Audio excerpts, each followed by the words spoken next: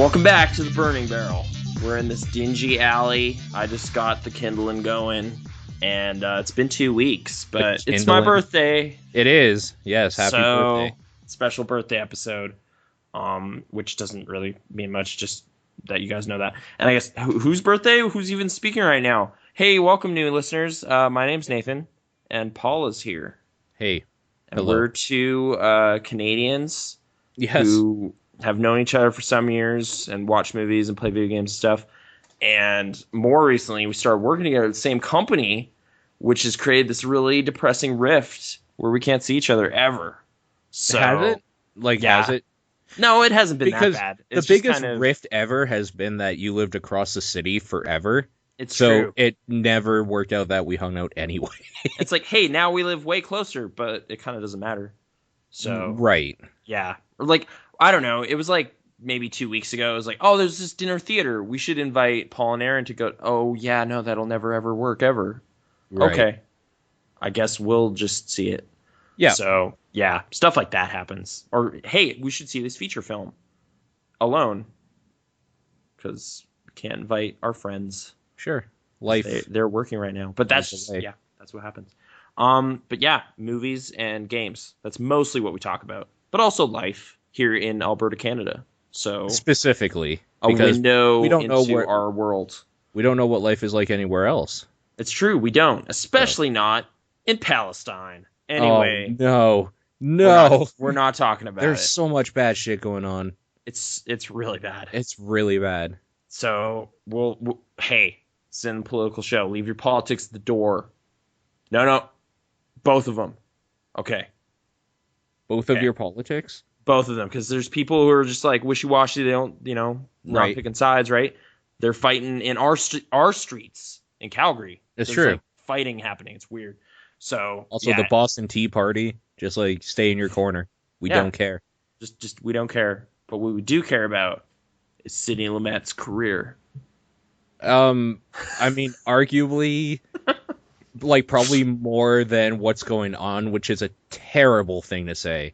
Well, it's just, I don't know. It's the more truth, within my area of expertise, I guess. What with my film minor that I never claimed, which came to light today. It's like, oh yeah, I guess I should like tell someone at the university that they should give me that. Like, you don't have that?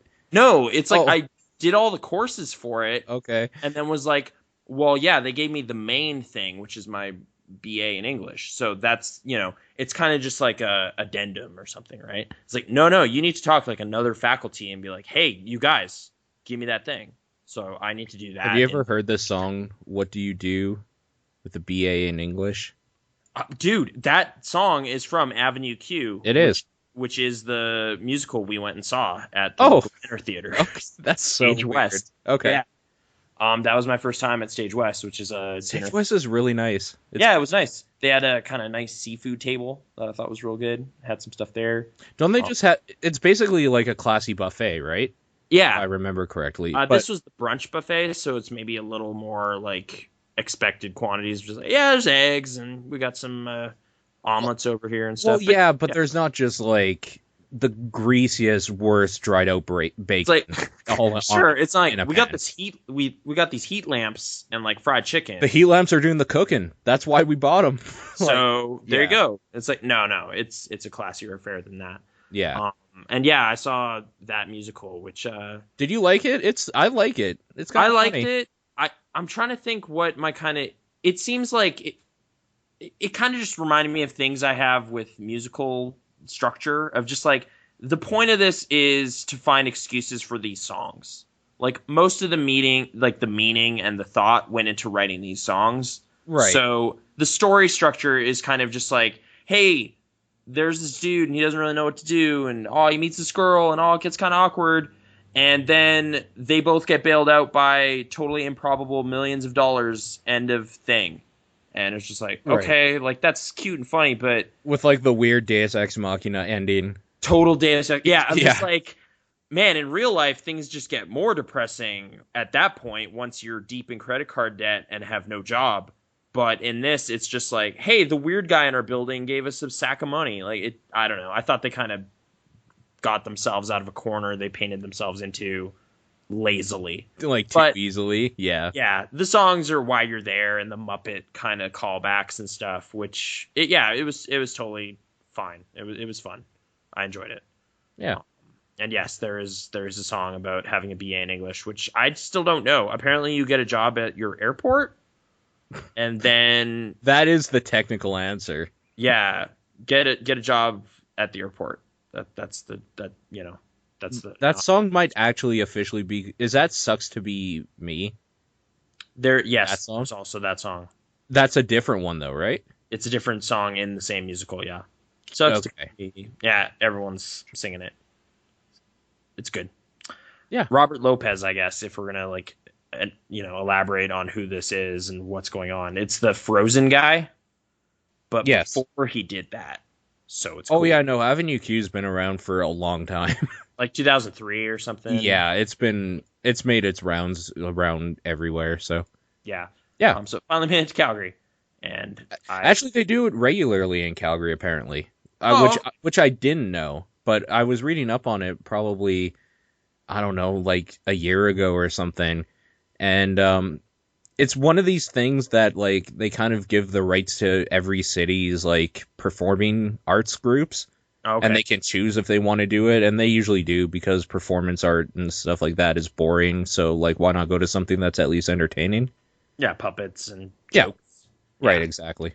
I guess it was a pretty slick production of it. I with a lot of the theater I end up at, it's usually like, oh, it's like a local theater kind of group, and I kind of judge it based on like kind of guarded expectations of just like, well, I could hear all the actors, and my seat was comfortable, so I don't know, it was And the pretty great. food's good. Yeah, the food was great, so Yeah. I don't know, that was a great time. It's like, is it like good soul stirring theater? I don't know. I guess not. But I mean, it's the local university. What are you gonna do? Whereas this was like, no, it was like professional stuff. That was pro grade business, as far as I can tell. Like, it is weird to think that the pro grade here is at Stage West, Yeah, which is essentially like almost like I said, a buffet. yeah. Like, every time I've gone to Stage West for a production, it's been really well done. So it's like, why doesn't this happen at the Jubilee or something? But whatever. Yeah, downtown. I've only recently been to like Lunchbox Theater, which was okay. It was like a one man show by this local news host. I think I talked about that. But yeah, I haven't seen any big productions downtown at the Jubilee or anything lately. So I can't really say. Maybe this current state of Calgary Theater is fantastic. But It all I know could be. is they don't have like salmon and stuff. So it's better. They didn't have Sam. Oh, down there. Yes. Yeah, You're that's what I'm right. saying. Like since we're talking about- overpriced stuff, I guess is what they have. Maybe a bag of chips. Oh, at like at the concession stand at Yeah. their theaters, yeah. It's like if you want this apple, they usually provide some sort of healthy option as well. Yeah. Wings, coffee. Apparently, that's really screwing over vending machine people. What? Okay, have you ever met the guy that fills up the vending machine in our warehouse? No, not really. It's usually just, oh, it's full again. Cool. Okay, he's kind of a scumbag, but like he's a super nice guy. Yeah. Like, he's a scumbag he's a bus driver. Ruthless businessman. He's a bus driver, like, as his normal day job. Oh, okay. And like was a carpenter, so he's just kind of like a scummy dude. But like, he's nice. He's not the type to fuck you over, but if you think like a stereotypical New Yorker or something, that's kind of how he is. Is like loud, kind of obnoxious, and like has that little accent or something. But he's fine. Like, okay. He was saying that like ever since they put this thing in like no sugar in schools and all that bullshit, he's just like seeing his like profits and stuff plummet to almost obscurity. So I never really thought about it, but it's like, yeah, if you're not like selling celery sticks or something, you might be fucked for that. Oh, like if he has multiple machines. Like at our warehouse, it's just like, God, whatever. I'll just have some chips. Like, right. Have soda. Right. And that's what like I'm thinking. He bought all the sodas this past week, so that's Yes. a good sign for him, probably. Yeah, no, he was really happy about that, so he filled it up completely. But then Peter yelled at him.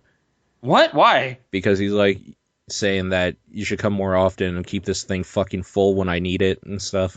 Oh wow. Okay. Yeah, Jeez. I don't know. It's Yeah. just the back and forth of scumbags. I don't know. Blue collar beefing. Yep. Yep. But okay, so hey, that was all a roundabout way of saying that Sidney Lumet's Family Business is Mhm. almost a good movie, but then it isn't. Right at the end. It's funny because you watched this at work Yeah, because I talked to Peter about it. yeah. I'll Okay. bring it back so he can see the ending, I guess, if he seemed inclined to see it. But he seemed to be liking it when I was Yeah, watching no, it. he was saying he enjoyed it a lot. So Yeah, but that's the thing. We made it like 80 minutes into the movie and it's just shy of 2 hours, like an hour and 50 minutes or whatever. The yeah. last half hour, just I don't know what they just decided that it should change directions into like just being kind of a family dramedy Mm-hmm. and got all kind of weirdly self-serious about like a thing instead of the thing. And I don't know. It was kind of weird to just see it change gears and end on kind of just this, well, that's too bad. And you're just like, why didn't you solve the whole thing with the family heist and like that guy that screwed you over? Whatever. Something more important came up. And you're just like, I don't know. It just seemed weird. They just changed directions. I don't know how to, well, okay. The basic movie is about a grandpa, his son, and their grandson all getting together somewhat reluctantly to steal some stuff from this lab. Isn't it the mob? It's Like, not really the mob. It's okay. more just like they are a family of Of thieves. thieves. Okay.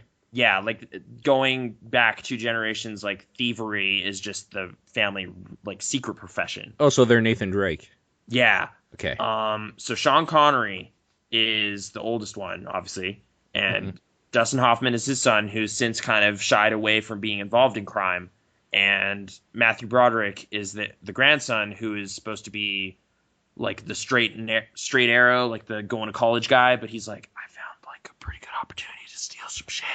Right. So he wants to get involved in that, and it's kind of there's some squabbling about whether or not they should do that. Then they do, and guess who gets pinched? All of them? The grandson.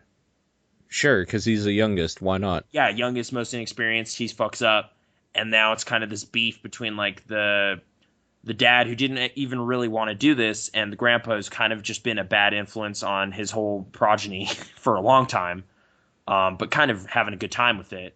I don't know. There's like good, like reading up on it, like after the fact. I guess there was a lot of criticism of it at the time of just like, man, who would ever buy Dustin Hoffman as Sean Connery's son? And I was just like, I guess you're right, but I Sure. didn't care at all. Or like Matthew Broderick. Like Yeah, this. like how Yeah. is he related to Sean Connery? It's like not at all.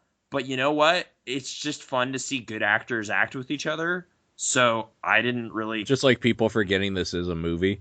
Yeah, like Dustin Hoffman and Sean Connery have some great scenes together, and it totally doesn't matter. Like I was just like that was some fun stuff. Just well delivered lines, good, everything I want from both of these dudes. Like Right. wry, salty humor from Sean Connery, like just kind of explosive, like manic stuff from Dustin Hoffman sometimes.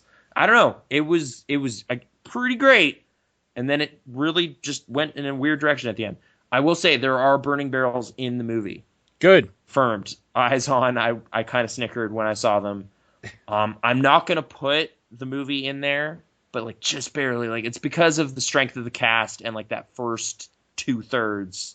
So it's kind of Let's go like there. it's kind of on the It's on okay. the edge, right? So this is a weird and like picture I'm gonna paint Okay. because you have to imagine that the barrel is in the middle of your living room as if it is like a coffee table. Oh, so there's just a barrel hole in the center of this coffee table. Right, and on So the almost like set on it the on the table. table side, it's there, like it's by it, It's but on the table. like Just it's ready to go in maybe. yeah. Okay. Like it's not. It's not. I'm not gonna give that little nudge in there, but it's sitting there, which is too bad. Hmm. But that's what happens. Two movies I watched today. I'm just gonna huck right in that barrel. Oh, okay. Like, I was just wow. What is this garbage? Both of which I own, so I screwed up. The Terminal with Tom Hanks. Yeah, Okay. Romantic comedy, Steven Spielberg, airport stuff. The one moment where I went, oh, was when I saw an AKE. Oh So, my god. yeah, right? I was just like, damn, they just use those everywhere. Whoa. How about that? Airport inside jokes that now matter to What Nate. about Stanley Tucci? Stanley Tucci is there. His character is just so frustrating to me because he is basically just, you are bureaucracy, the guy. You just are him. Right, yeah. And like, I don't know. They just kind of pin all the things that are going wrong to this character, Victor Dvorsky, on like this one dude, when it's actually just a system that is at fault. Like, it's just because of the way like we have so much paperwork kind of covering everybody's ass and all this stuff. This stupid thing happened, but who cares? This guy's an asshole.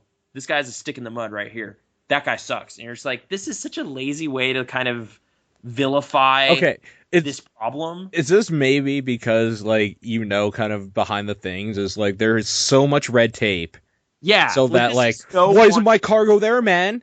Why isn't Yeah. it there? And you're just like, oh shit, I'm the dude now. I'm bureaucracy, the person right now. I have to be bureaucracy the person sometimes, and I don't appreciate being perceived that way because it's not my fault. Right, because, like, what people don't know is all the shit we go through if there's something out of line. Yeah, like, I don't know. It's like Stanley Tucci just wants to hang out in his office, guys fishing stuff. He's just trying to do his job. He just wants to watch Family Business until he's ready to go home, like... Sure, he's trying to have a good day at work, and this constant irritation of, like, this one customer who just won't go away is what's bumming him out. And I automatically had, like, 5 faces pop in my head. Yeah, I had oh my god, those faces this weekend. We'll talk about that after. Just recurring irritation of just like every week feels the same because of this one constant factor. How do we prevent this? Does this have to do with flowers? It sure does. Okay, I like that guy. He brings me coffee. We're good.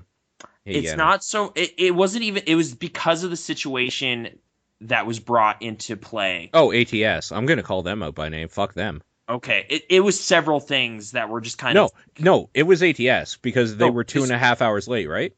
It was no. It was partially that. It was partially like another airline and the other office just being really grouchy. Of just like, hey, Okay. Dude wants to call and ask about this.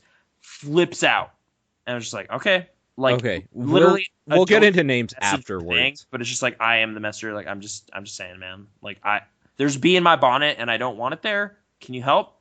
Rawr! Okay. Yeah, we'll name names afterwards. The only reason I said ATS is because the problem like you had with them Saturday, I had with them Sunday, where something was supposed to be there at noon, and they didn't come in until almost 3. Delays. For that same person. Yeah. Yeah, so... Yeah, my problems with the terminal barely stem from that kind of stuff. It's more Sure. It's just like super contrived, implausible scenarios that just get more and more silly. And it's weird because, like, as I was watching it, I was reading up on kind of like the sparks of inspiration for this whole story, which is this dude who was an Iranian refugee who ended up living for 17 years in Charles de Gaulle Airport. In CDG, we sent so much meat there. I know. So it's just like, oh, weird. Like, there were times where airport codes or something would come up and like, yeah, those motherfuckers. But yeah. So this guy lived there for 17 years. Didn't have a cute romantic comedy happen. Wasn't the greatest contractor ever. No, it was like the worst part of his life ever. Yeah, he was apparently kind of like just mentally damaged at the end of it. Ended up leaving because he was sick and had to go to the hospital. Like, it's not a fun story. But this movie wants this to be a fun story and just kind of forces it to happen through implausibility. Like, it's just like, oh, he's going to leave. The whole airport shows up to kind of give him free stuff and cheer him on. And you're just like, this would never happen. Like, this is New York City. I don't even live there. But right. Like, people like that aren't even like that in Canada. Yeah, they're like self-interested. They have their own shit going on. Maybe like weeks down the line, they'll be like, oh, hey, where's that guy? Oh, yeah, didn't you hear he left? oh, okay, he was kind of cool. Like that's all the reaction you'd get. You wouldn't get like this big pep rally, like yeah, Broxy sucks, go Victor. Like I don't know. Also, just casting Tom Hanks as like this Eastern European guy seems kind of racist. Well, it's the worst because his accent is fucking terrible. Like it's just this fake, like I don't know, affected I speak broken English thing, and it's kind of just cringy, like inherently. I don't like that movie. I I don't know. I think I just bought it because it was one of those Walmart dump-in things. I was like, it's Spielberg. It couldn't have been that bad. And I don't know. It's like there with Well, like, honestly, it's not that bad. It's just a waste of time. yeah, Yeah. it's just a waste of time. It's not like the worst movie. It's not like production value's terrible or acting is bad. They It's just built, that like, you don't a great care. fake airport for it, and like it's well lit and everything, but whatever. Like John Like, Williams, they kind of they stuff. rolled a camera and had lights, so Yeah, 5 out of 10 automatically. I kind of around 5 out of 10, 4 out of 10 maybe. I think I gave it a 4 ultimately. That's Um, going in the barrel though. that's in the barrel. And later, just kind of a couple hours ago, we watched this movie that I was kind of anticipating a bit called Transsiberian. Yeah. Have you seen it? No. Okay. I don't. You love it? I did not love it, Okay. and I was thinking I might, but I don't know why I let myself think that. It's Brad Anderson, the same guy who did The Machinist, Mm-hmm. which I think I'm still going to say that movie was a little more interesting, but I ultimately kind of felt that movie just doesn't matter at the end of it. You're just The not, Machinist? yeah, Well, it's boring. yeah, yeah, kind of. This movie has pacing issues of just like it Okay. takes a long time for like the thing to happen, and okay. It's Woody Harrelson and Emily Mortimer are a couple who are returning from China via the Trans-Siberian Express. Just giant train voyage, like 7 days or something. Right. The movie opens though with Ben Kingsley finding this frozen corpse in a like ship or something. It's just like, oh man, those drug smugglers at it again. Okay, so like sets the stage like with a little bit of ominous, like, oh, murderers, I don't know what's going on, drugs. Woody Harrelson and Emily Mortimer basically run into a young couple who are drug smugglers, and it's pretty apparent they are drug smugglers, but the movie kind of plays a little cagey about it. Because they're like, hey, want some drugs? No, they're just like, yeah, we got all these Russian wooden dolls. There's nothing weird with that, right? We just got a whole case of them. Oh, we got to hide these up here. Dogs are coming. Like, I mean, yeah, it's heroin. But yeah, so their bunkmates on the train are kind of sketchy. But Emily Mortimer, oh, one of them's this kind of young, hot Spanish dude. I don't know. Gonna flirt a little bit with that. Oh, he's trying to attack me on this kind of vacation. Bludgeon. And then the rest of the movie is her not wanting to cop to the fact that she hit this dude who was trying to rape her, and he's dead. Okay. Spoilers, yeah. But that's like the linchpin of the whole movie. So I don't know. It was not great to see it play out because it was kind of just, if this character just copped to everything, this movie would be over. Like it would just, oh yeah, no, that's kind of understandable homicide right there. That's pretty crazy that happened, but okay. But no, she just is like clamming up and super guilty about it. And then you just kind of see those wheels spin for like another hour. And Woody Harrelson's her husband trying to kind of defend her from all this crap going on. But I don't know. It was boring. Is it safe to say that Brad Anderson has a problem with pacing? Like, I forget what the issue was with The Machinist. It was like being like, oh, it's kind of weird. Like, what's this guy remembering? Why is he so damaged? And then it just turns out to be something dumb that happens every day. That's what ruins that movie. It's like, oh, what's going on? Something boring. Oh, I'll just forget about that one then. Because I remember it. It was just like, it spells out literally every question you've built up over the course of the whole movie, and then you're just like, oh, well, fuck it then. And then you just move on and toss it in the barrel. Because despite Christian Bale losing 1,000 pounds or whatever, doesn't matter. Well, that was the draw for that film, which is a terrible thing because that film didn't stand for itself. Yeah, the draw was that Christian Bale lost a bunch of weight. Yeah, and this movie, I mean, Emily Mortimer is fine, Woody Harrelson is fine, Ben Kingsley is there and he's okay. But like like no one performance makes this interesting. Oh, Kate Mara's in it. She doesn't make it interesting either. She's kind of Okay. quiet for a lot of it. Okay. So yeah, it's like the cast is fine, but they don't like no one player is like, wow, that's some stellar business right there. So there's kind of just no real reason for it. It's just it's a train movie. It's got a kind of exotic location and everything. Some sketchy stuff happens with drug smuggling, but it just doesn't pay off in any real way. I was not very impressed with it, which is why I felt I could spoil a little bit because it's going the barrel. You shouldn't watch it. I just told you. So you're welcome. There you go. Brad Barrel. Anderson did Session 9, which I enjoyed. Okay. I can admit that has some... The pacing actually in that isn't bad because it's kind of like a horror. Mm-hmm. Like a mysterious, like what's going on sort of thing. So the boring pacing you could make the excuse that it's deliberate because this guy's going crazy. Like, well, have you seen it? With No, I Session 9? I haven't seen it, no. So, it's basically a crew that I don't know if they have an actual name. They clean out asbestos in old buildings and stuff. Like, okay, a crew of like 4 guys or something like that. And, they have to do this like old abandoned like asylum sort of thing because they're probably tearing it down or something. So they called them in to get rid of the asbestos. It's an empty, scary mental hospital with like creepy mental hospital things. Okay. Like tape recordings from the 50s of like some of the gross stuff they do and procedures and shit like that. Yeah. It like all based in reality because like this shit actually did happen back then and whatnot. This guy, one of the guys is like slowly going crazy though and like hearing stuff and blah blah blah, and then there's a twist or something at the end. But when you're dealing with someone kind of losing their mind, maybe the slow methodical pacing is fine. That's why I didn't notice it so much. But when you're talking about like this train movie where there's kind of, it sounds like there's like a crime drama going on. Yeah, it's supposed to be like, crime, mystery, thriller kind of thing. You gotta pick it up a little bit, maybe. I guess it's not a mystery. And when you say train movie, I assume it's a mystery, but it's not. It's just a thriller. So Okay. it's just kind of like getting to the thrills took a while. Like it was like almost just like a vacation movie. Like just kind of like, yeah, this couple's kind of, in their 30s and 40s. They're kind of on this vacation and they're having relationships, and it's a bit of a relationship triangle. And like, if anything, pacing wise, it might remind me a bit of Talented Mr. Ripley, where like nothing really goes crazy until like a while in there, and then it doesn't hit that mark anyway.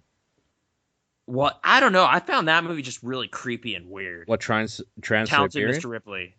No, I'm saying like, oh yeah, this like is going up to a pinnacle, and then that pinnacle is still meh. Yeah, like it doesn't ever hit the same highs of just like, oh god, this is like the weirdest character to spend time with and just that kind of stuff.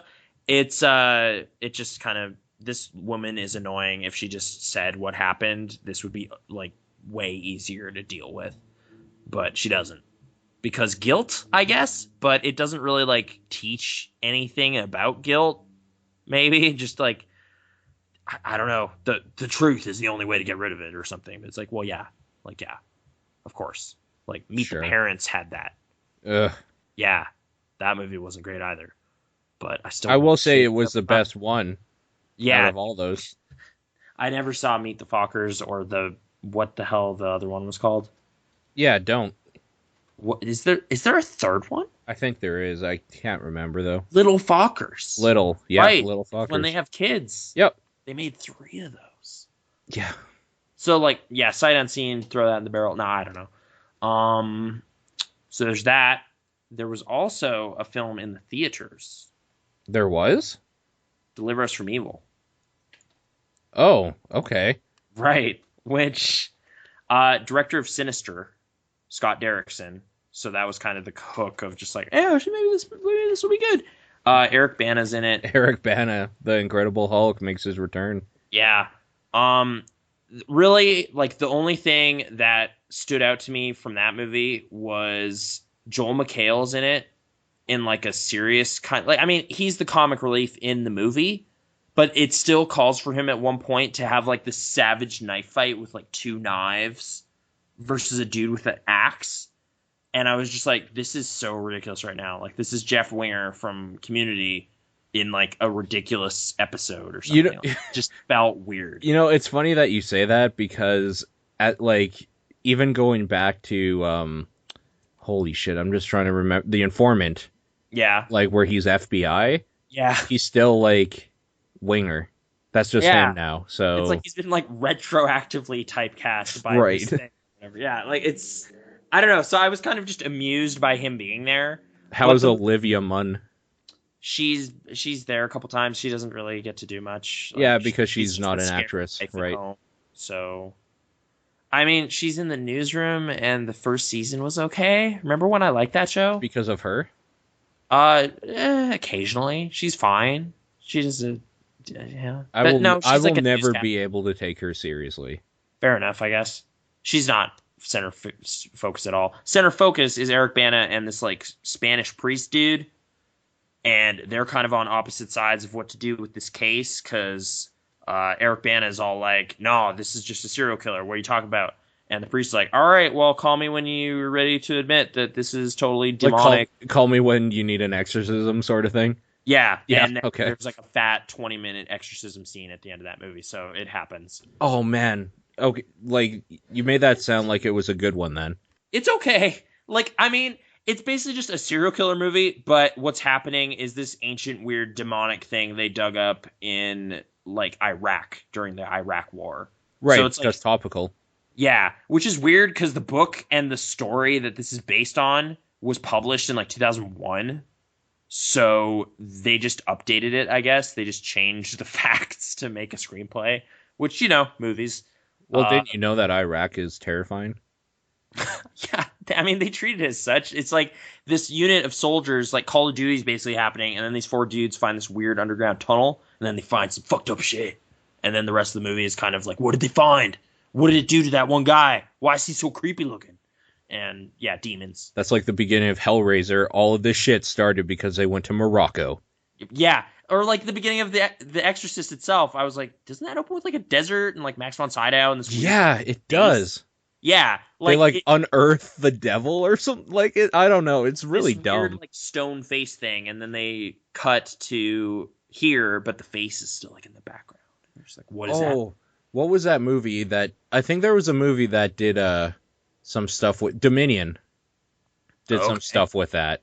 With weird stone tablets or something? Like, I guess where you find out what's going on with that statue and blah, blah, blah. I can't remember Dominion right now. I saw it once and it was like a night of drinking. So, fuck, I don't remember. It's pretty fuzzy, but okay.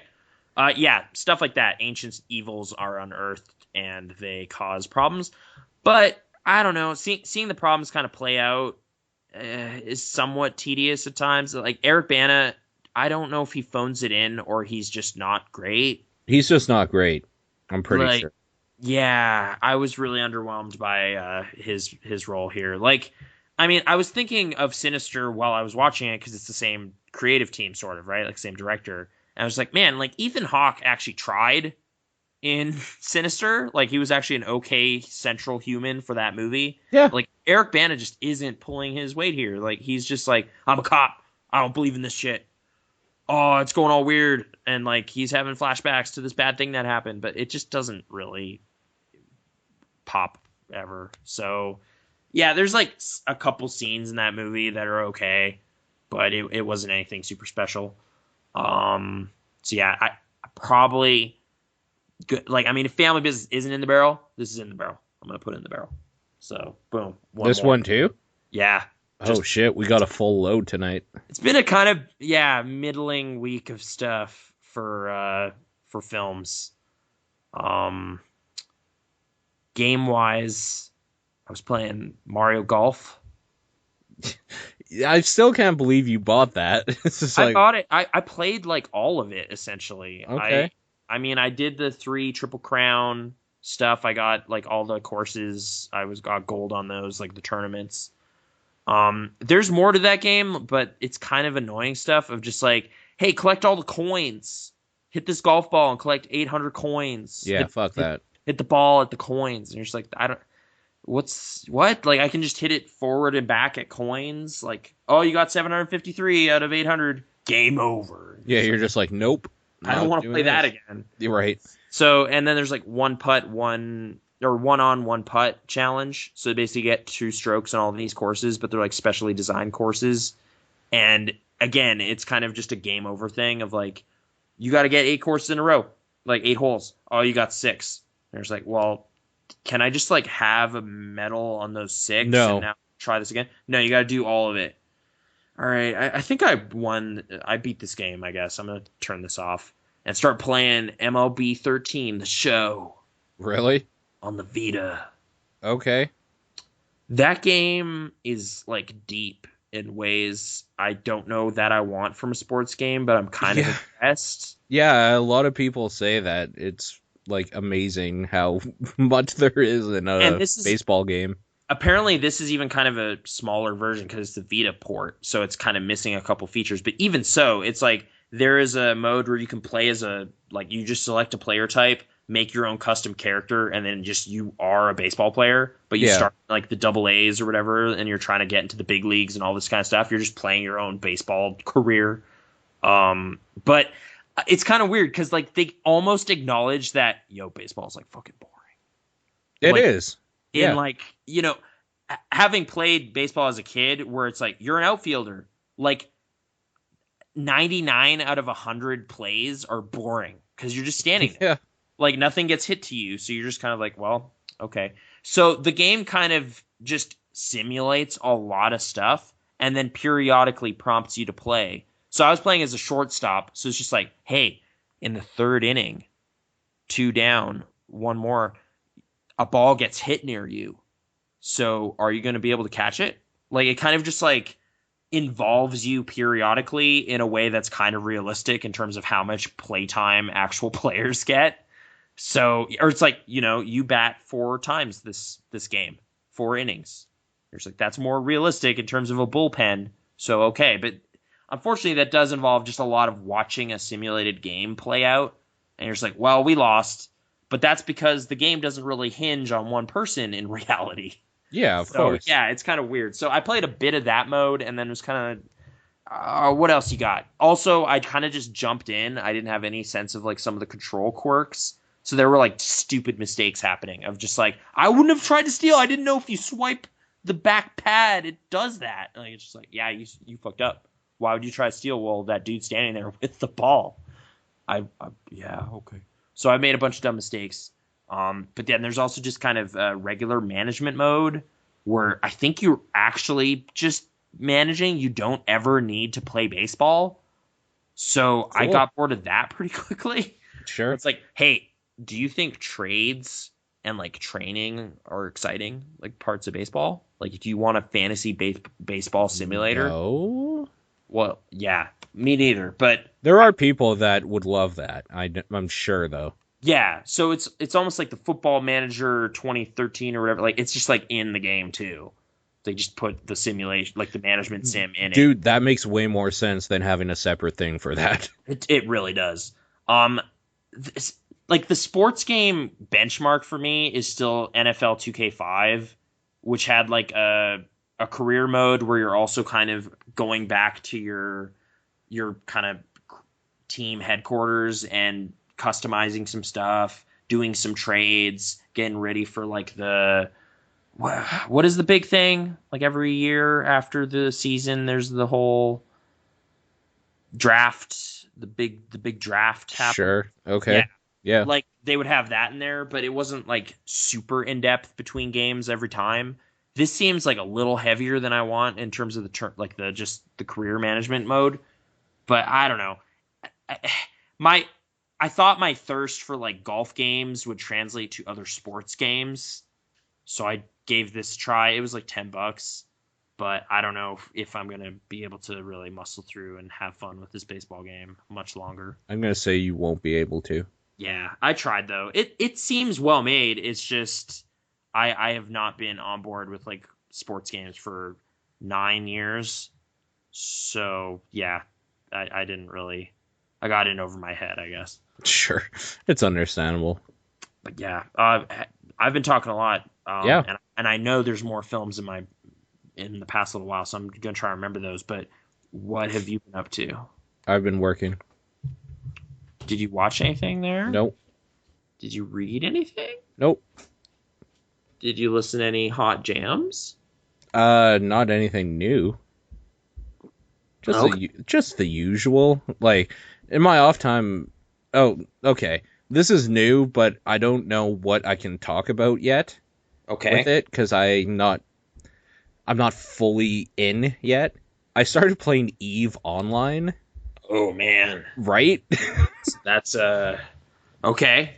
um, the biggest hurdle for me so far has been when I play in an MMO or like want to play an MMO, I load it up, I make a character or whatever. So that's not in there because you don't really make a character, you just fly ships. Yeah. Like you make a character, but it's essentially just there for like a screenshot of your like portrait so other people can see like what your character might look like in the ship. Yeah. Your So pilot. it's completely pointless. So there's that. Then the next thing I like to do is like get a feel of the world or whatever, look around a little bit, maybe see like little critters running around or like these weird alien things I'm gonna have to kill 10 of and steal their bones or something and hand it into this guy who has like a weird fetish for their bones. Yep. And that's not in there. No, it's all It's space. all space. It looks fantastic. Like it's really nice looking. There is no world or hub or anything. The closest thing to a hub is like when you dock into academies or like stations or whatever. It's just kind of like your ship is sitting in the middle of a platform and there's just menus everywhere. Yep. So there's that. And then the next thing I like to do is I like to start like going around doing quests and stuff, maybe grinding a little bit, like to get that next level and feeling accomplished that like I leveled up. There's a little like ping sound or something, maybe like a glow or a flash or something that comes on the screen that says level up or whatever, or congratulations, you're level 3, something Yeah. like that. That's not in that game. And when I like to level up, I like to go, oh, I'm gonna go my like class trainer right now and see what new skills I got to make my adventure feel even better. You can level up in that game and like train new skills, but it'll take you 9 days. Like you're saying, like the stuff you queue up is just like, well, come back in like 9 days. Yep, You'll have that skill now. yep. Yeah, I dabbled with that game a little bit a few years ago, and it kind of just seemed like show up every day and queue up some stuff for tomorrow. It is. It feels like it is like aggressively trying to make me not want to play Yeah. in a weird way, but at the same time, I am kind of intrigued at what there might be ahead when I'm past this. Like, I want to. Right now, I'm training up so I can be a level 5, like, starship frigate and not engineer, like pilot or something, so I could get a better ship or something. Right. So, it's been a couple days now. I think I'm almost there. But more importantly, like, it's just been weird having to think that when I get home, I should queue this up and then like go to bed. Yeah. Like I should jump on the computer just to click a button and then like I could do whatever. Then I'll watch my YouTube. Then I'll read this thing. Then I'll like do whatever. Mm-hmm. But like even before we did this, I went into EVE Online, made sure the queues were going okay, closed it, and then like said, "Hey, I'm here." Yeah, like to me though, it almost sounds like those YouTube or sorry, those iPhone games where it's just like, hey, I'm playing The Simpsons Tapped Out. I'm gonna build this. It'll be done in 8 hours. Okay, well, I'm gonna close this app. Like, why isn't there just an app that lets you queue up new skills that you get, and then you can just do it all the time, like Apparently in there Eve or something? is.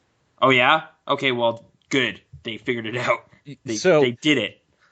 I'm gonna get to why I'm doing this to begin with, because Okay. first of all, I like MMOs.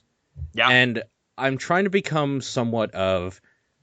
There was a period of time where the PS2 is out or whatever, the PS3 just came out, and the Xbox and stuff like that. There was a period in time in there where I had stopped playing WoW completely, so I like kept my focus for video games on everything that was out, including like the NHL like series and like the Madden stuff, where like I at least tried a little bit. This is when you could still rent games, by the way. Yeah. So it was easy to do this.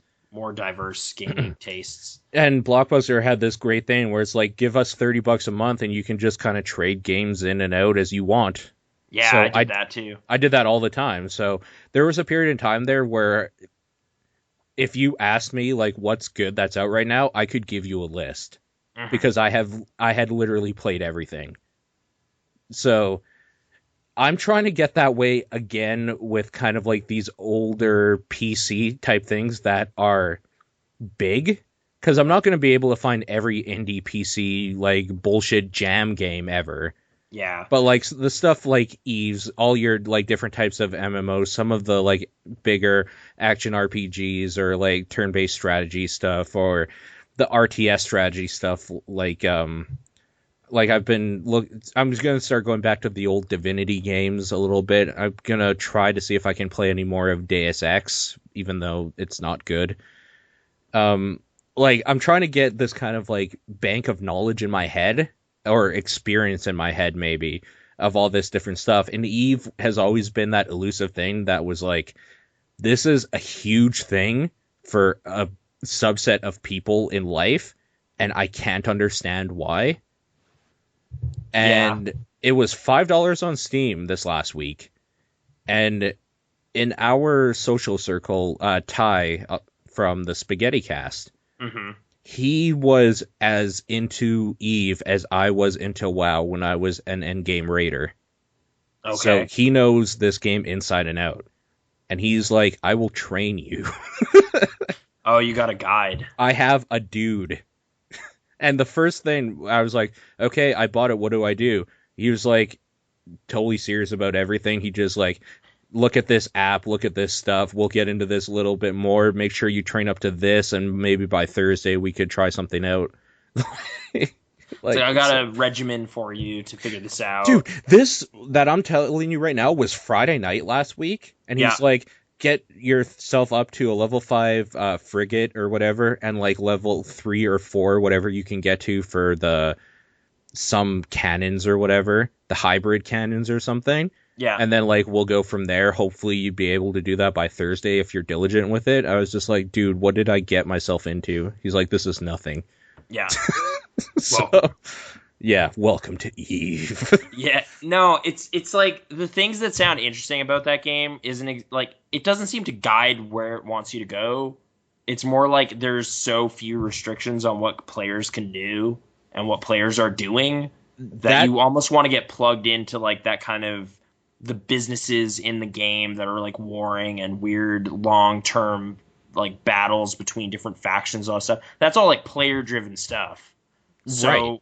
The actual quests in the game, like I don't know if they're interesting. They're not. They're means to an end of like experiencing this crazy player-driven madness that's happening at all times in this like alternate world, which you hear whispers of it, and yeah, it does sound intriguing. But yeah, I was not able to get over that hump of just like the time investment, the attention. Like it was just like, that sounds. No, I'll just periodically hear about something crazy that happened in there and be interested. But yeah, but good for you. Good luck. So yeah, I'm at least trying it, and I even told him, I'm like, I'm gonna try this for the free month, and then I'm gonna decide from there. So if you want to like resub or whatever, go ahead, but I'm not promising anything. He said that's fine. I wouldn't expect you to, and all that sort of stuff. Okay. But, so I guess I'll keep up on that with like certain stuff that happens as I learn them. Right now, it is essentially like train up the game. So I do it like you would for these other games, like you said, on the iOS device, where you would just like pop open your app. It's like your civilians are hungry or something, so you pop it open, you're just like, okay, here, like buy more bread, and then like close it or something. Yeah, it's like, well, this will take 60 minutes. It's like, okay, close. Yeah. Right, exactly. So that's what I'm at right now. I will be able to get into more next week, because I think he said he has this week, like my weekend that's coming up. He has some of the similar days off, so we're going to spend like a full day in there probably, and like he's going to teach me some stuff. Okay. So I'll be able to report back a little bit more about that. But that game, like you were saying, one of the things that intrigues me the most is that I was reading up about it, And I think there's like an FAQ on their like actual site, like the dev site and all this shit.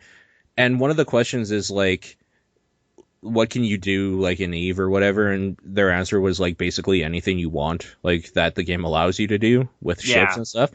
And then they're like, the next question was something like, can't this lead to griefing and like stuff like that? And they're like, yeah, that's part of the game. Yeah, it's like, seriously, it is. Like, if you don't like human interaction, which comes with people, like, trying to help you out, maybe getting a small community of guys together and, like, a little bandit crew of ships and, like, go hopping around mining or, like, finding people in, like, space rocks. I don't know what the fuck you do yet.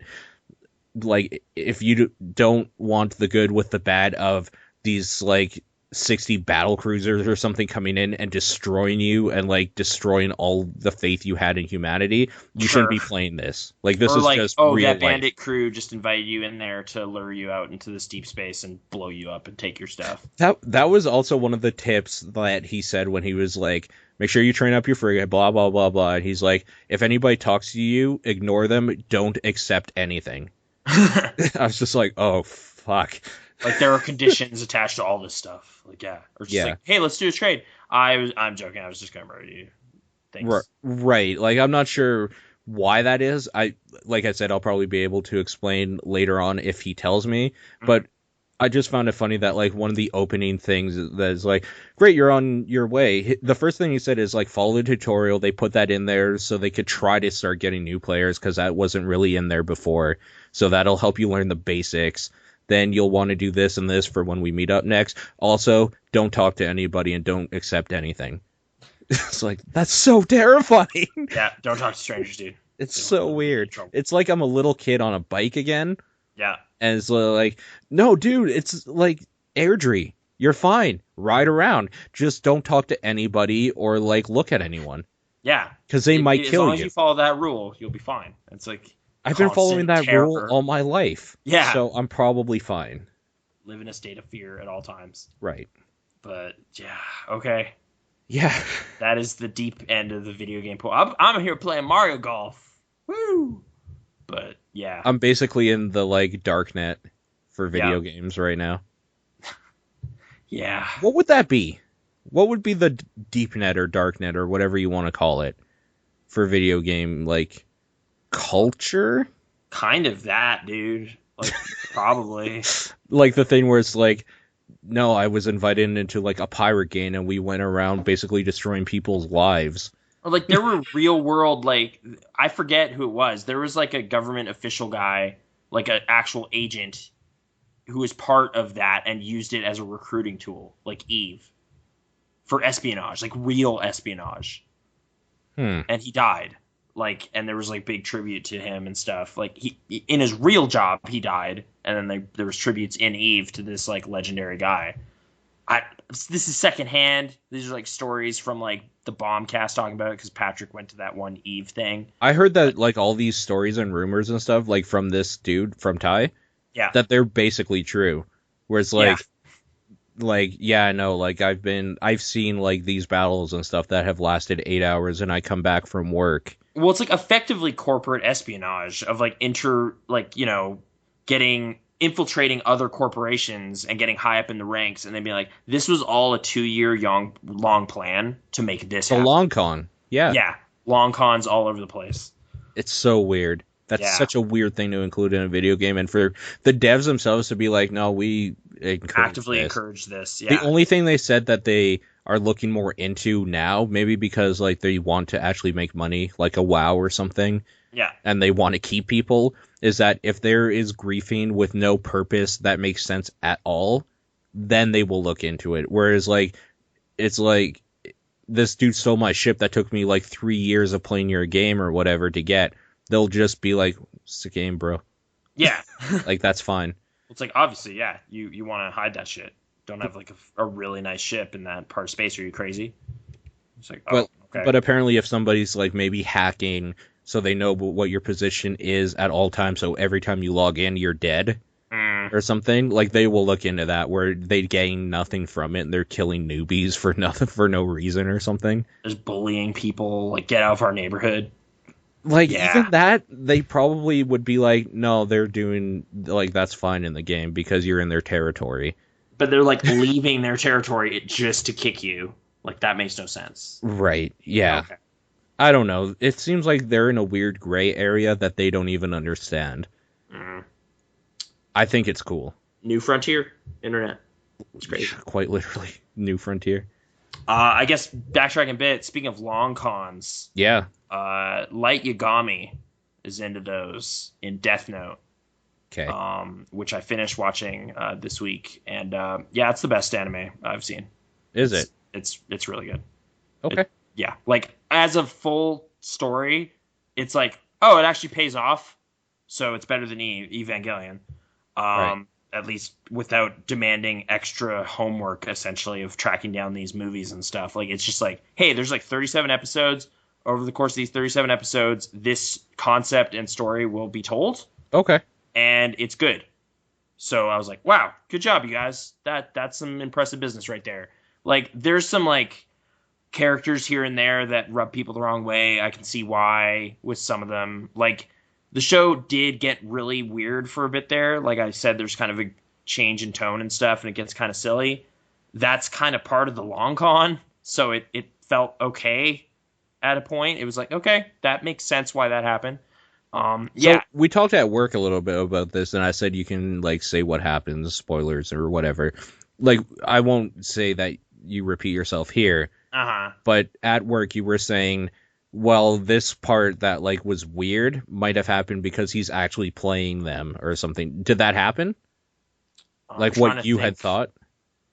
That's Well, like, oh, well, I mean, he erases his, yeah. Like, the memory erasing thing was a long-term scheme, and it's kind of right. clear that will have That's to what you happen. were saying. Yeah, So like it did Light. come full around, and it didn't just like jerk off motion in your face. Sure, no. It was definitely part of the whole thing. Yeah, Light is a great villain. Like, I was kind of thinking of like the Joker or something at some point, of just like, it's almost like if you told a story from like the criminal's perspective for a good part of it, for like the whole thing. Like, he's just like a demented serial killer who has his delusions of grandeur, and you are spending like 37 episodes with that guy. And like, there's like expert detectives trying to stop him. I guess you're Batman, but it's like, from his warped perspective is the main default perspective, so it gets really weird. And just, I don't know. It's good. It's good stuff. Occasionally funny, occasionally kind of just dark and sad. Good. A tale was told, and I enjoyed it. And yeah, I don't know. Like, there was one really great supporting character that was only in like one episode, and I felt kind of bummed out about that, because I was just like, oh, I wish that guy factored in more. You guys really nailed it with that guy. But that's like a minor quibble, and he still exists in that episode. That episode's still great. I guess that said though, like, now that I've seen the whole mystery play out, like, it's not so much a mystery. It's like, you, the audience, have the inside knowledge of Light is the bad guy. And it's kind of just seeing, how does he get caught? Does he get caught? Do they figure it out? Does he just kill everybody? Like, what happens? You're just like seeing like kind of two sides throw nets at each other and try to close them. That's kind of the same feel you get from some of the seasons of Dexter too. Okay, where he's kind of constantly one step ahead or dodging the law. Or like, oh, it's so close. Like, or one dude found out who he was and he can't kill him because like it's going against what he does. Like, he's not going to kill him. Like Breaking Bad has kind of the same thing of just like, that just makes for good television. He's like so close to like people who could figure out who he was, and everything would fall apart, but he's kind of dancing on the edge kind of thing. Like, yeah, this is that too. It also predates both of those shows. So, yeah, plus supernatural weird stuff. And like this kind of core conceit of like the weirdest murder weapon ever, where it's like untraceable, essentially. You just write it and it happens. And it's just like, well, how did... like, it's really frustrating. Like, it kind of... I like that it takes this like real world setting and then introduces this like bizarre supernatural thing. and like real cops have to like deal with this bizarre new factor. And it kind of has some of that too, of just like, well, everything we know about how to deal with stuff has to adapt now because this is a whole new thing. And it treats the absurd in a way that works, and I was pretty impressed by that too. So yeah, that is like the star piece of media for this past week, of just Cool. like that paying off was satisfying to see happen. Um, yeah, I think I'm gonna probably leave it there. I'm sure there's other stuff. Like I rewatched some things. I watched Wolf of Wall Street again. Okay, any feeling change on that? It's just kind of the impact of it is dulled the second time. So I wasn't as outraged the second time because I'm like, yeah, this is that orgy scene. Yeah, this is the part where he does that. Like, it's just kind of, yeah, like it's known now. Whereas before it was just like this assault on the senses of just like, man, this guy's just an asshole and he's throwing it in my face. Now it's like, I know he's an asshole. I'm going to elect to spend time with this asshole and watch this movie again. And, you know, it, in that way, like maybe it's easier to appreciate things that are good about it without it like feeling like it's attacking you. So I think I like it, but it's like it serves a very specific purpose of just like showing you greed gone amok, like run amok, and just like what if you were in this kind of cult of money earning and all you care about is how much money and power you can have, and like it also just feeds these other obsessive like thirsts like drugs and all this just to like an insane degree. And it's kind of, yeah, an experience, I suppose. It's good, but it's you have to like be ready for the movie to just kind of be obnoxious and yell at you for like 3 hours. But there's some really funny stuff that happens in it too. Quaaludes, they do weird things to people. Okay. Yeah. Cool. So I guess I feel more just like unapologetic, like just positive about it than I did the first time. Cool. There's qualities there for sure, and I wasn't as angry at the core story of Jordan Belfort as I was the first time. But yeah, so that's media this week for me and Eve. Mm-hmm. So well, I mean, I've been playing Payday as well, but like that hasn't changed. Mm-hmm. So there's no point in talking about that. Maybe since it's a birthday episode, I'll just have a brief topic on that. Okay. I was like my primary like birthday party this time was basically just hanging out talking with like 2 or 3 people. Sure. And I really liked how that played out. It was just like a long conversation for like hours. Sure. Like, over food and stuff. Like it was just fun. Like it was just I really had a good time. But it was just kind of this opportunity to just talk at length and not feel bad about it and just, you know, go long form. And it was, real cool. Like, it's not like, oh, we need an activity. We got to go bowling. We got to go play laser tag. It was just like, no, that shit sucks. Yeah. It's like, we just have food and things to say. And yay. I don't know. I was really happy with how that happened. Yeah. Today I went to a restaurant that is fast becoming one of my favorites in the city. Which one? It's that bistro I mentioned. I think. Oh, okay. Sushi Bistro Anzu. Okay. I was like, man, I really like that thing I had last time, but I had 2 completely different dishes this time and was happy with them too. So they're just batting 1,000 right now. They're doing good stuff. And if you go early, like right when they open again for supper at like 5, there's like nobody there. So that perfectly suits my kind of just quiet, chilling out kind of thing I want. But you know, Did you it's go not to the movie poster shop. No, because I already kind of got everything I needed there. Oh, okay. Last time, so I didn't go back for more movie posters. I just went for sushi. Yeah, it was good. But yeah, birthdays. It was a nice one. You know what else happened? What? Comic-Con. San Diego Comic-Con. Yeah, yes, that. Sorry, when I say Comic-Con, I always mean that one. I forget that there's actual like other Comic-Con conventions around the world or whatever. Yeah, I mean, it does kind of have this distinction of being the biggest one, but I don't know. It's, I was getting a little like fatigued hearing some of the Marvel-y stuff coming out of there. Have you been hearing a lot from there? I don't know anything that happened there. Well, I love the IMDb app. So I'm always on that thing. See, I hated it ever since, like, I think it was 2 years ago. Yeah. I checked it, and there was a news story about someone's dog dying, and Yeah. I uninstalled it because I was like, I don't fucking care about Good this. for you. I still decide to dig through the garbage stories like that for like the few tidbits that I actually go like, that is actually some interesting movie news. Thank you. Is there Whereas, anything like that that you can recall right now? oh man. Well, actually, like there was that David Lynch show that got canceled like immediately and was on YouTube, and the IMDb app told me that, and I was delighted and watched it like a Oh, bunch. okay. So I mean, it's like super rare, but it occasionally pays off, which is like, oh man, I didn't know that. Oh, sweet, great. Whereas yeah, like this time it was just, hey, Thanos is gonna be in this, and Guardians of the Galaxy 2 announced. Marvel don't care that that one's not out yet. It's a success. Come on down. And it's just like, yeah, it's like summer blockbusters have basically been planned until 2020, and I'm just like, I don't want to know what I'm going to be doing for the next 6 years. Like, just let me be surprised and have fun. So Hmm. yeah, it's like reading business notes or something. I have no interest in doing that.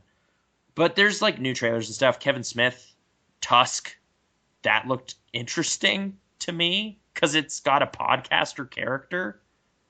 Yeah, I mean, that's not news to me. He's been talking about that for years. Oh, apparently, yeah. Like, Yeah. this idea has been bantered around on the podcast. It sounds actually really dumb, so I really want to see how it goes. It sounded like, seeing the trailer, it's like this looks like just Human Centipede, except the experiment is you are a walrus. Well, And it like, sounds like it might acid. have more of a like what Eli Roth does, Okay. where it's just kind of like a weird I I want to say gory like comedy horror in a way, like a dark comedy horror sort of thing. But Yeah. like I don't with Kevin Smith, I don't think it'll be gory overly anyway.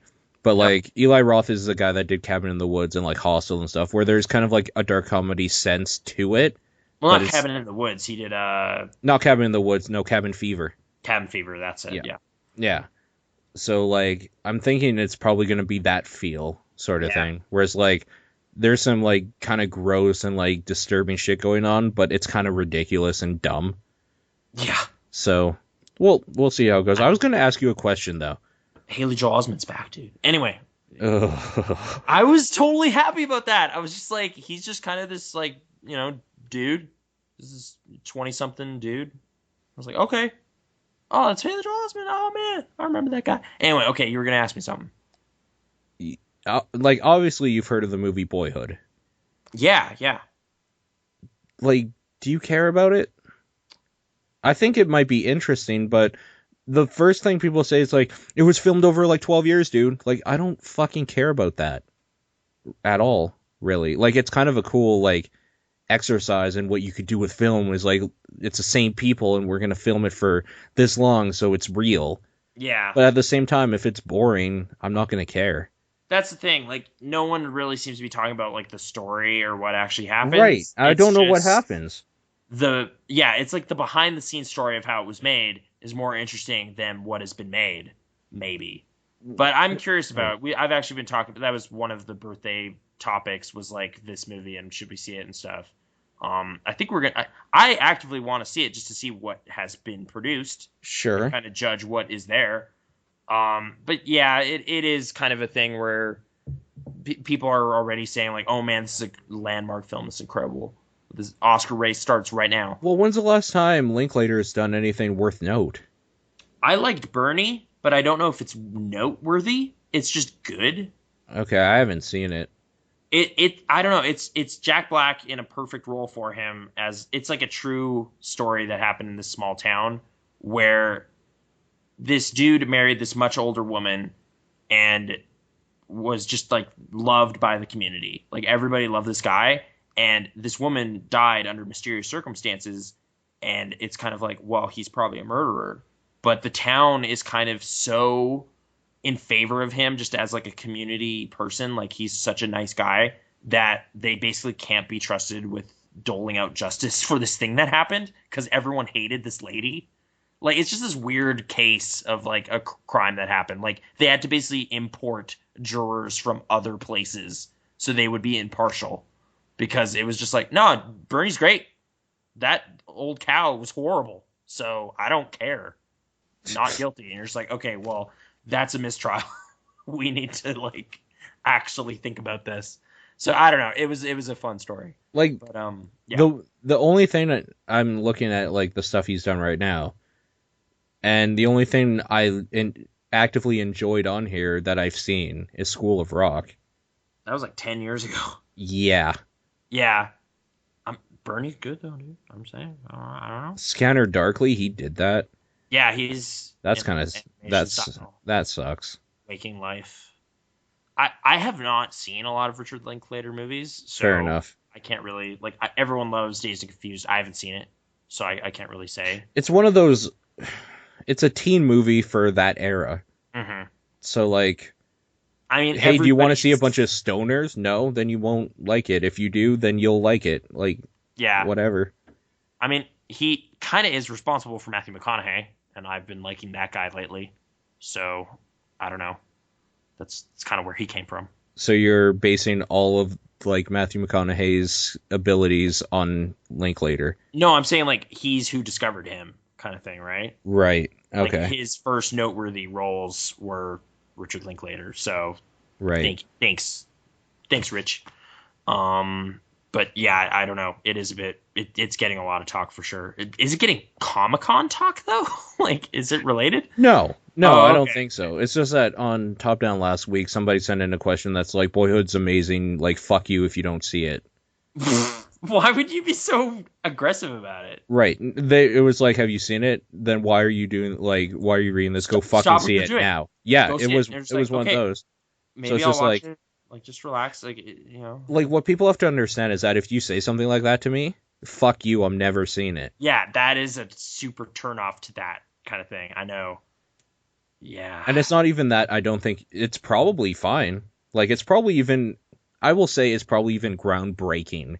Or interesting. Like, just in its what it is. Well, it already is interesting. Yeah. In what it is. But, like, I'll say it's probably great.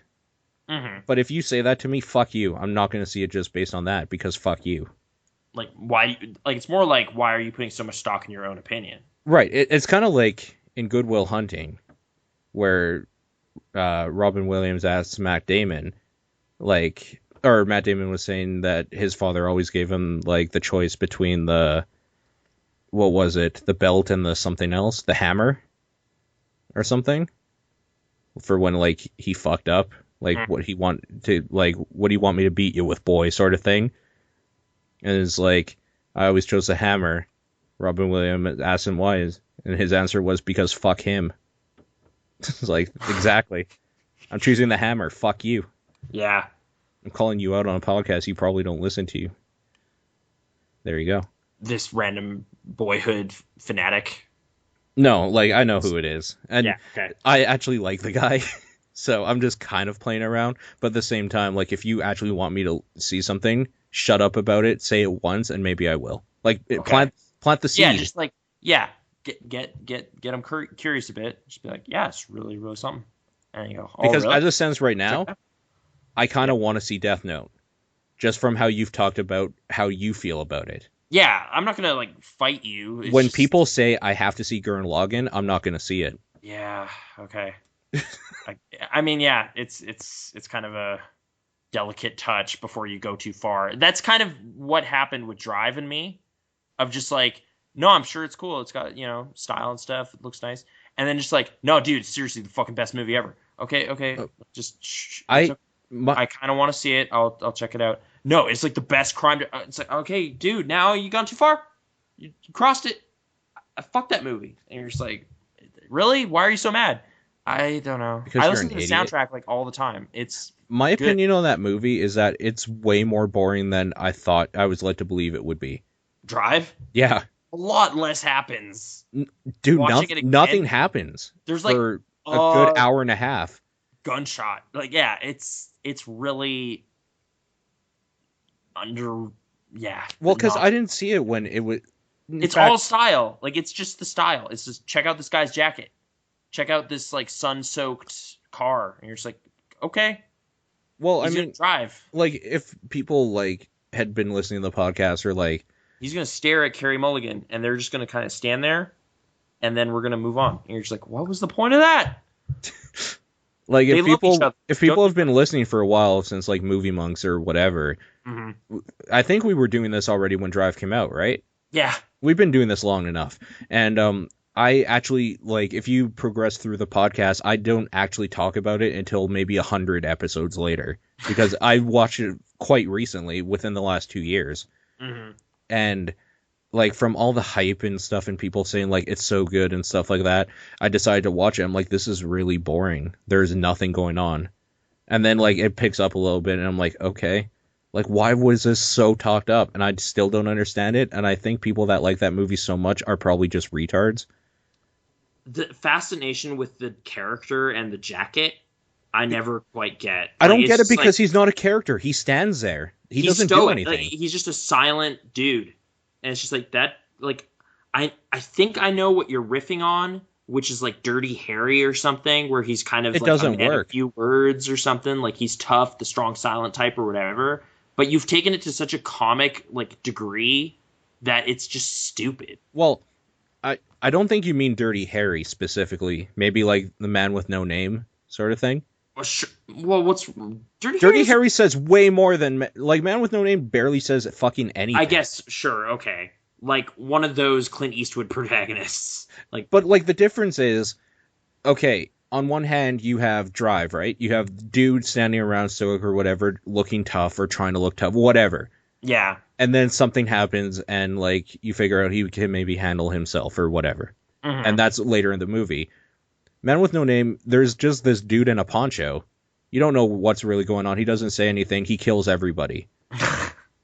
And Yeah. that's basically every like the whole movie, every movie. So it's like, no, it's cool when he does it because he is consistently proving that he doesn't need to talk. He will just kill everybody.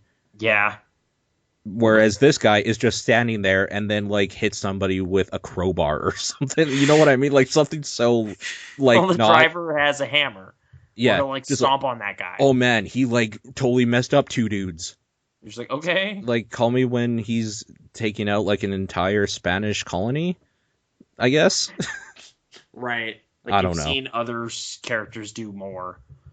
But I don't know. It's like, is it a parody? Like, is it trying to satirize the genre? Like, is that what people are trying to give it credit for? Of being like, no, it's like a subversion of action movie cliches. That's what some people say. I thought about that after, and I don't know if that holds water either. I think it's just like a bad execution Well, of that. Like, you know, that it might doesn't go either way. It's just like it's like a slow, stylish, boring action movie, or it's doing that on purpose to make fun of that. But I think it loves that stuff too, because it wouldn't really have like those moments wouldn't play at all if you didn't have like this kind of bed of other things that it's like calling back to, like 70s car movies and stuff. Like it's just also Vanishing Point sucks. Anyway, okay, what? Drive. The soundtrack totally not in the barrel. The movie itself, I don't know. It's near Family Business, sitting there. For me, Sure. barrels. I mean, I guess my thing is that like I watched it on Netflix for free, and I wouldn't care enough to go out and like pick up a copy and then put it in a barrel.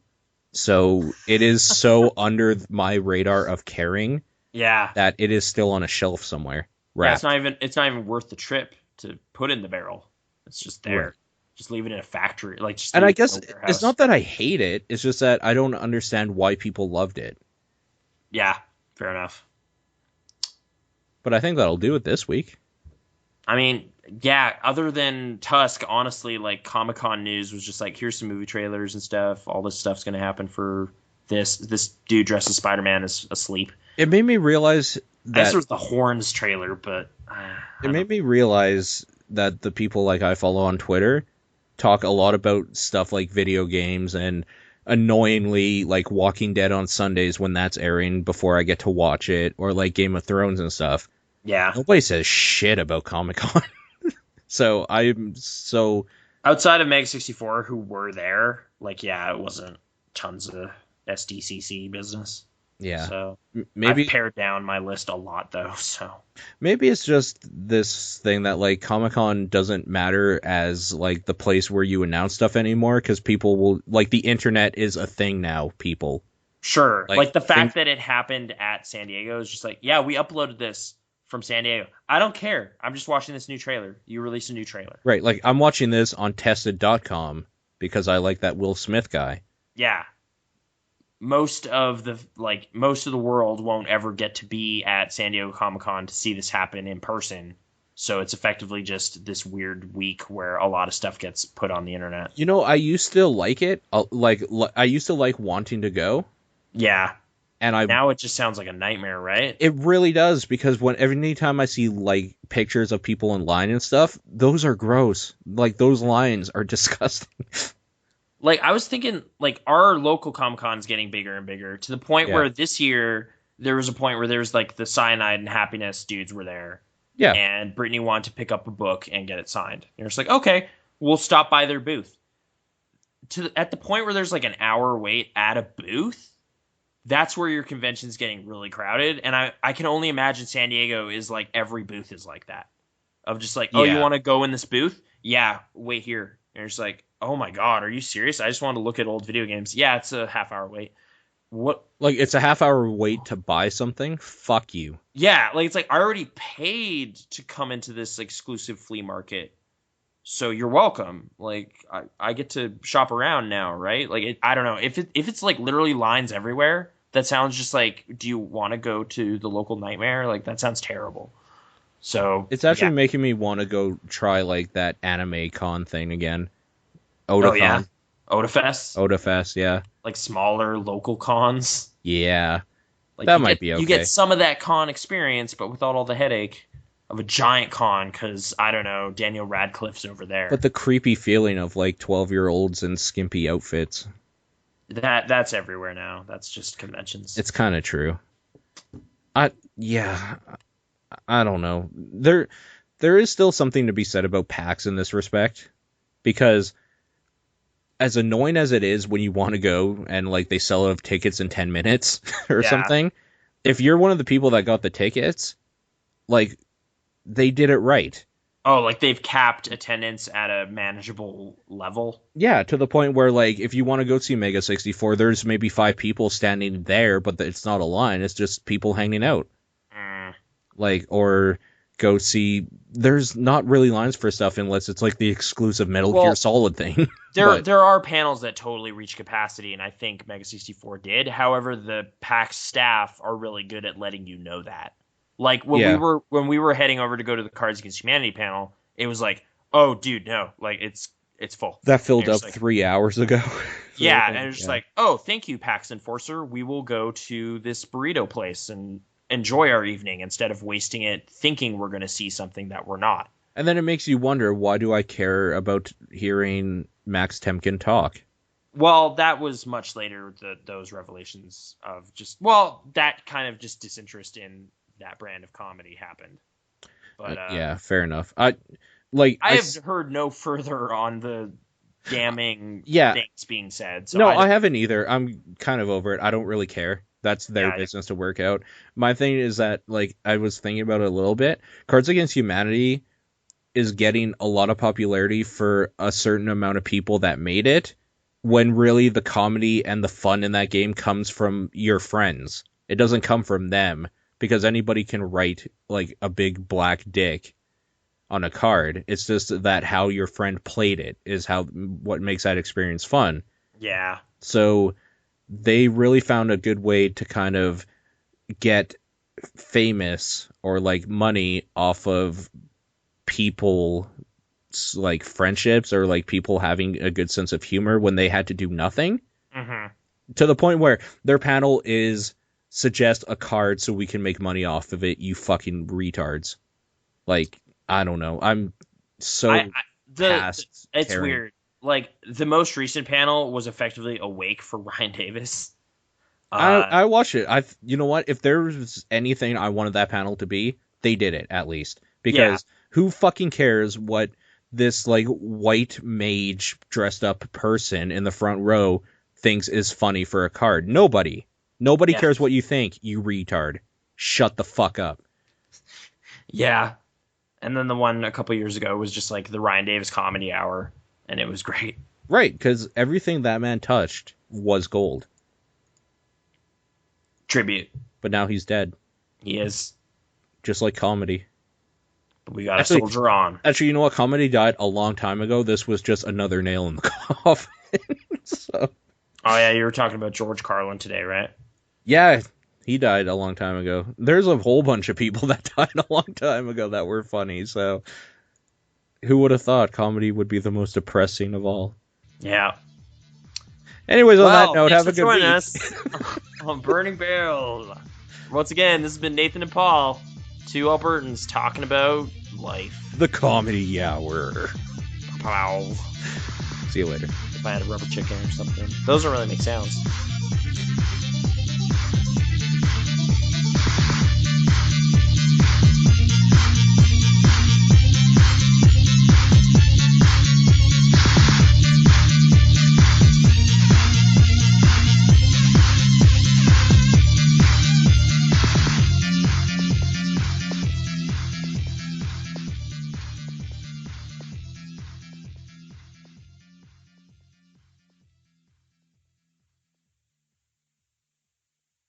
Hey, can I do a quick movie break?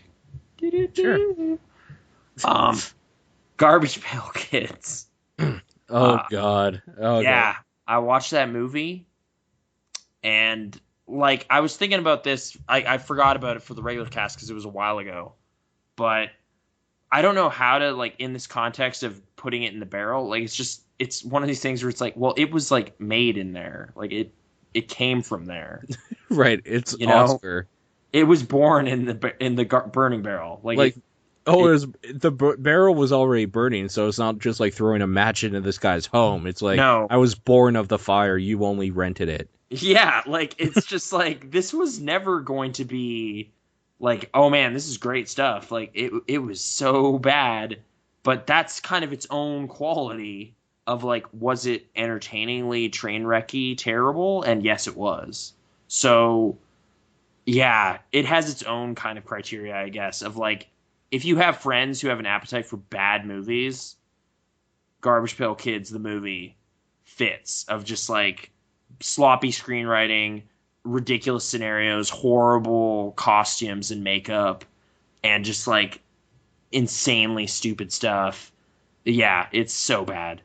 The same night, I watched Sleepaway Camp for the first time. Yeah. And that movie, I was actually I've heard this is kind of trashy, Stabathon type fun from the 80s, whatever. I was maybe a little impressed with it sometimes in ways here and there. Okay. I mean, it's summer camp slasher movie. There's knife murders happening and other murders, a hornet nest that has insane amounts of hornets in it, way too many. The one quality I guess I'll just level at it is Friday the 13th is ostensibly set at a summer camp, but it did nothing to remind me of what summer camp was like. It's just not accurate. It's wrong. It's just that was not what summer camp was. It's you and the counselors would hang out and have sex, and then you just kind of hang around at the camp, and there were cabins. Right, I want to go to this camp. You're just that's not what we did. And Sleepaway Camp is there are counselors and you guys gather at the lodge for meals, and then you go play Capture the Flag. There's actually effort put into making this seem like a regular week of camp, and meanwhile there are murders going on. So I don't know. I kind of appreciated that and the first couple murders are kind of explained by the camp director as well, that was an accident, and I don't want to shut down the camp because this is my livelihood. So he's kind of unraveling in his own way. And I don't know. They just kind of put care and attention to that kind of stuff. Ultimately, though, I mean, that movie, the thing people talk about is the fucked up end scene. And, man, that face is so creepy. And I didn't it was just weird. Do you remember the ending of that movie? I don't. It's just, Is Is that the one where like she's a dude or something? That is like the ultimate twist, which is kind of just not a factor. Like it doesn't matter, but they treat it like that. But I guess also that movie kind of plays like, oh, who's doing the murdering? And it's pretty apparent like the whole movie. Like maybe it's that traumatized person from like the first scene in the movie. Yeah, it was. Okay. That's not what that movie does well at the end. It's like that movie ends on a moment where the killer is caught in the act and everyone, like, the lights go on essentially and it's like, look who it is. And then their face is just frozen in this like freaky ass horror expression. Okay, I just looked it up on Google actually. Yeah. Yeah, how is that not a meme? It's too fucking horrible. I don't know. It just ended on that moment and then it just cuts to like credits. It's just like, holy shit. Like that movie knew to end on its most shrill note it had, and then it just goes out. Like it just drops the mic when it needed to. And it was just like, I was not like scared or anything like the whole movie. And then it was just like, oh, what was that? And a movie. So good for them. Like they had no budget. And it was like well after Friday the 13th already existed and stuff. Like this was a Me Too slasher movie, but it actually has a thing. So good job, Sleepaway Camp. You did it. My DVD of it is terrible though. It's like a VHS transfer. There's like tracking lines forever etched on that DVD. So yeah, great. But yeah, whatever, the ultimate twist and stuff, who cares? But yeah, that moment of just freaky weird face that's justifies an 80-minute slasher movie. Good job. So there you go. Movie minute. I shoehorn those I feel in. like I have to make that the episode picture. Oh Jesus. Okay. I'm like never going the site again. Yeah, it's like it brought up like kind of memories of like the way Angel Heart ends on a moment like that too. I've been meaning to watch that movie again, but it's just like end on your most awful note that you have, and then just leave. Like that's how those two movies decide to go, and it's like, well, thanks, you etched that into my head forever. But like maybe I'm remembering it worse than it is. Don't put it on your fucking Skype. I'm shrinking your... What? What are you talking about? That wasn't even an idea that popped in my head until you said it. Now I want to. No, god damn it. It's just me alone with this TV. Leave me alone. Okay. It's just me alone with this TV. Alright. I just typed in Angel Heart ending, looking for like what you're maybe talking about. Is it an image? It's just a face. It's fucking freak. I don't know what happened to me, but like I must have been like 7 and turned on TV, saw some weird ass face. Is there this like face with like the yellow eyes? Yeah, dude, I don't like that shit at all. Okay, when I saw the intro to Goosebumps, I fucking hated it and turned it off. Okay. I agree with you with the Goosebumps thing first and foremost. Yeah, but dude. This one doesn't bother me like at all.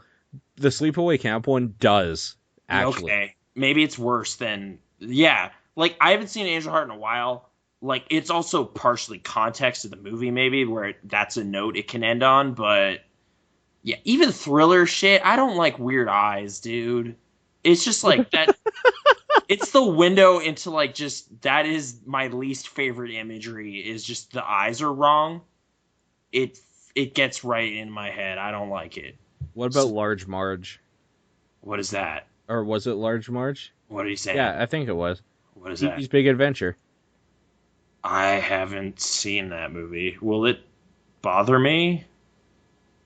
Okay, so you know what Pee-wee's Big Adventure is, right? Like, yeah, it's Pee-wee Herman. He's got a bike or something. I don't know if that was that and one. It like gets stolen or whatever. I think that might be the one. Okay. Maybe.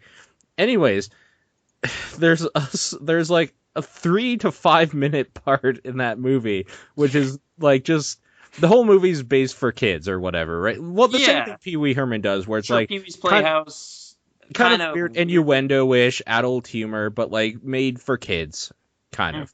Mm-hmm. There's a part where he hitches a ride with like semi truck driver. Yeah. and she's regaling the tale of Large Marge, or whatever, who like died in a accident on this road or something.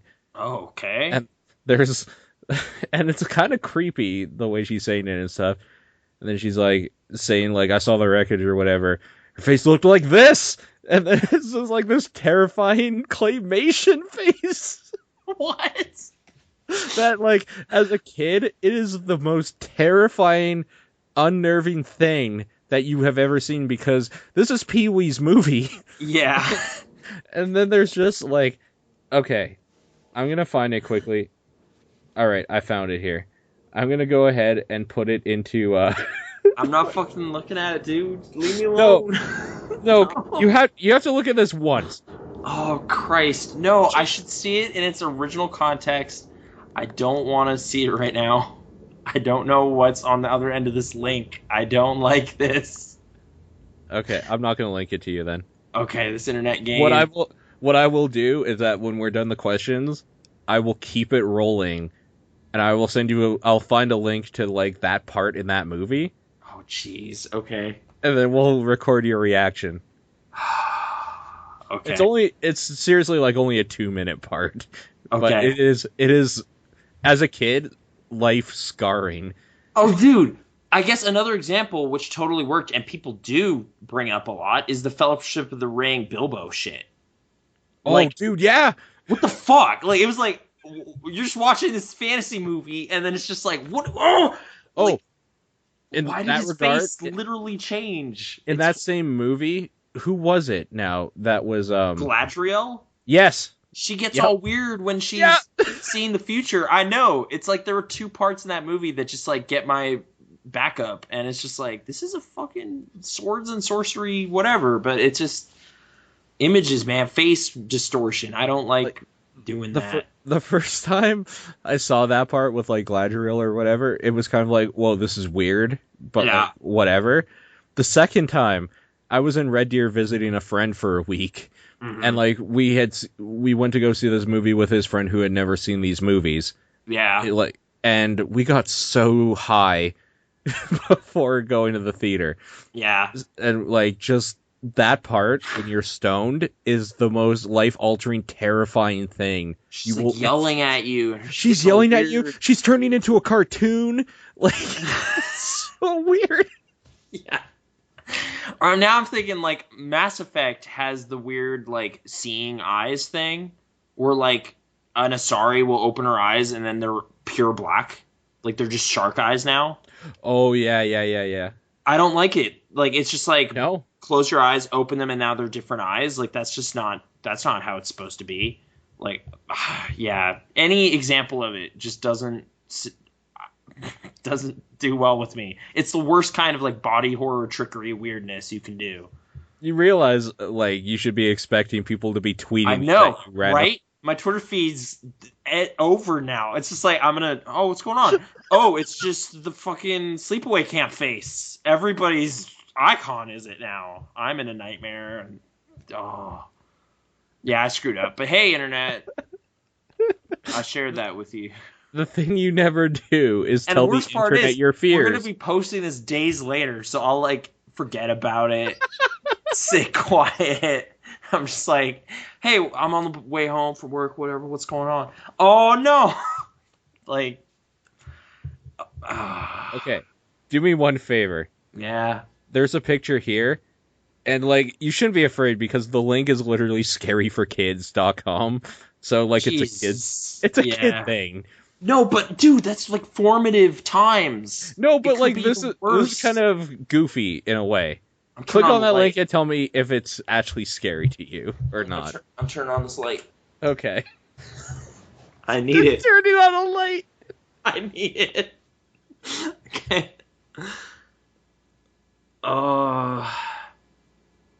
No. Right. Okay.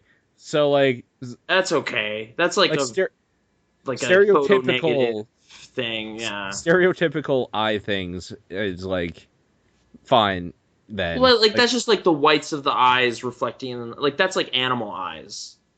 Kind of. Sure. Thing, right? Like that's okay. But okay.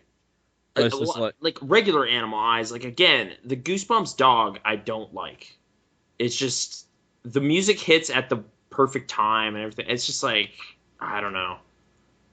okay. I've seen it since and it's super cheesy. What But about that picture? See, I think that picture is hilarious. yes, I don't It's know so about good. I don't know about hilarious, but it's Look at his face. He's so happy. is that just like they're bugging out kind of? I have no idea. Okay. But I'm not alarmed by this picture. right. Okay. So like it's a very specific thing then. Sure, sure. Okay, so it's not eyes. It's the changing of the eyes.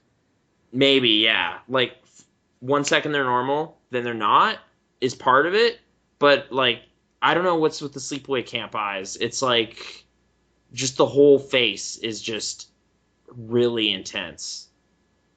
And like frozen moment of like, oh no, I'm caught kind of thing and I don't know. And like It's something. the open mouth. Yeah, it's just good, again, good on them for doing that. Like that's their genre, but blah, blah. Blah. Yeah. I just realized I'll probably cut this part out that we're talking right now and put Okay. it at the end of the actual podcast. Okay. That makes way more This is a sense. segment for that. But Yeah. okay. Okay. So Back to the voicemails.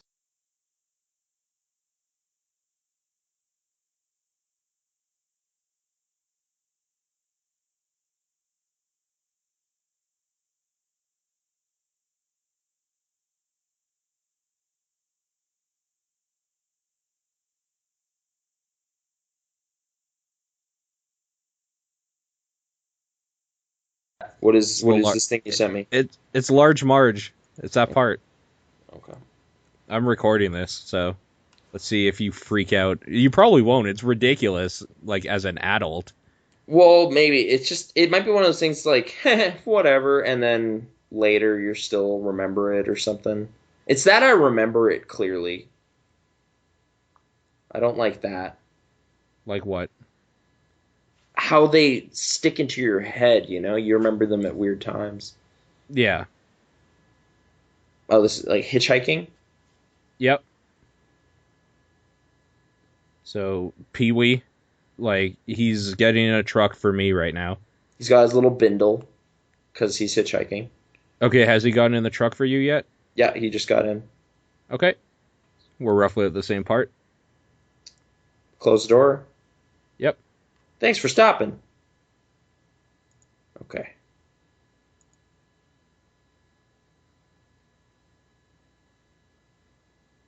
Large Marge dialogue. Yeah.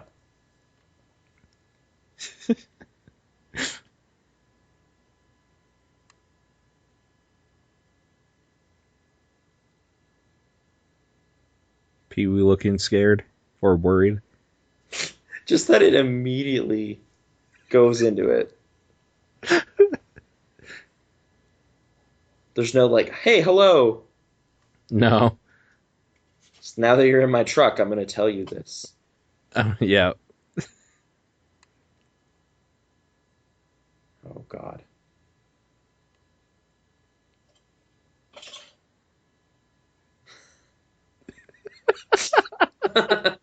Okay. Pretty great, right?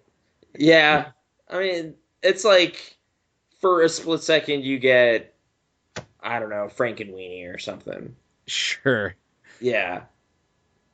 But yeah, Weird, that's Large weird Marge. though. There you go. Yeah.